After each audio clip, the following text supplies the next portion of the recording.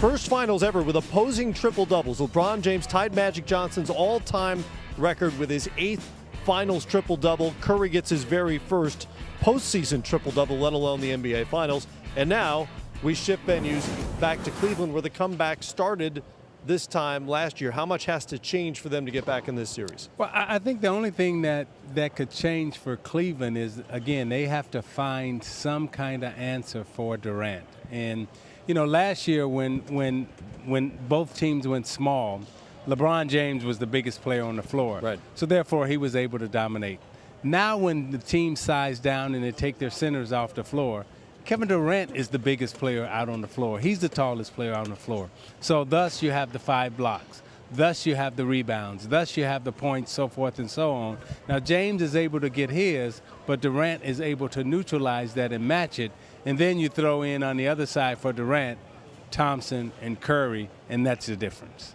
And what's interesting, too, is, I mean, Isaiah is so right.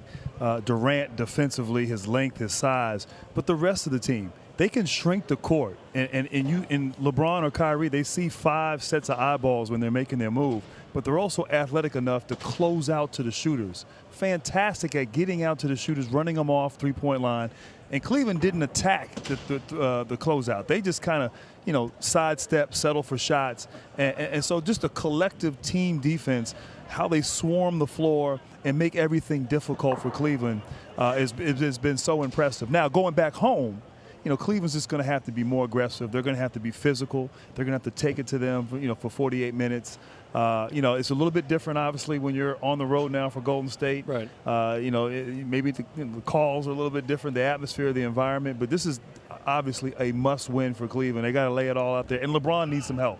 Some of these guys got to step up and be productive for LeBron James. I was going to say, maybe those secondary scorers can step in.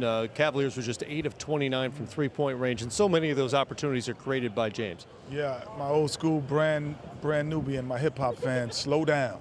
There was a record I used to listen to. They have to slow down. No question. Slow down. Because the game, when they do slow it down, they like to switch, Golden State.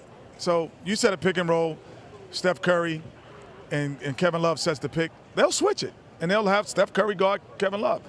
And if you slow the game down, you can take advantage of it.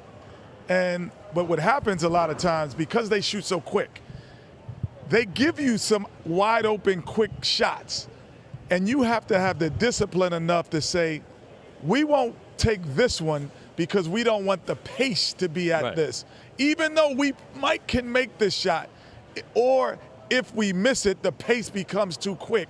And we just slow down, and we're going to punish you because you really can't guard LeBron when he's in that situation, and you can't switch on Kevin Love, and all of a sudden you cannot isolate and hold Kyrie Irving.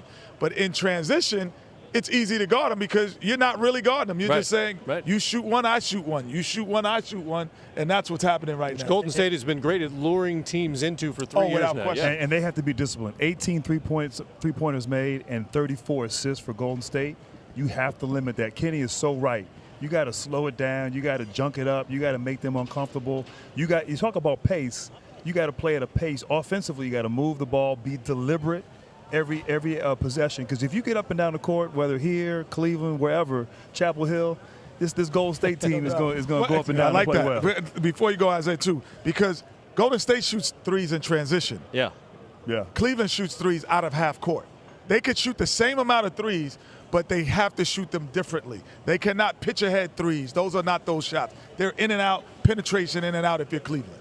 There's no real size on the Cleveland roster. That kind of went away when Andrew Bogut was hurt. Is there a rotation change, a lineup change ahead for the Cavaliers? They can't really go. There is no big lineup for the Cavaliers. The problem is the unicorn. You know, Durant is the problem. There's no matchup in the game of basketball for him. And when he has the wing players of Curry and Thompson, see, we can talk about last year all we want, but that guy wasn't here last year. Right. So therefore, you can size down, you can match up, you can mismatch, so forth and so on. Now, when you get smaller, Durant is the tallest player out on the floor. Last year, when it was small ball, LeBron James was the tallest player.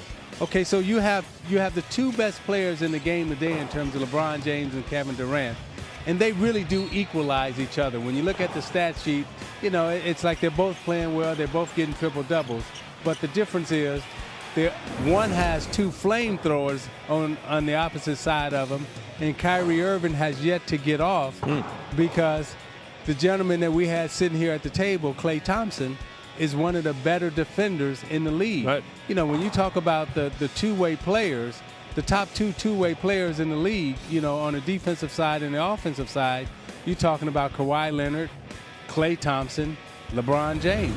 Okay, well, Durant has all the answers around him, and you can't get small and you can't get tall, so what can you do? You can say, there's nothing wrong with second place this year. You know what? Timothy Mozgov is not walking through that door.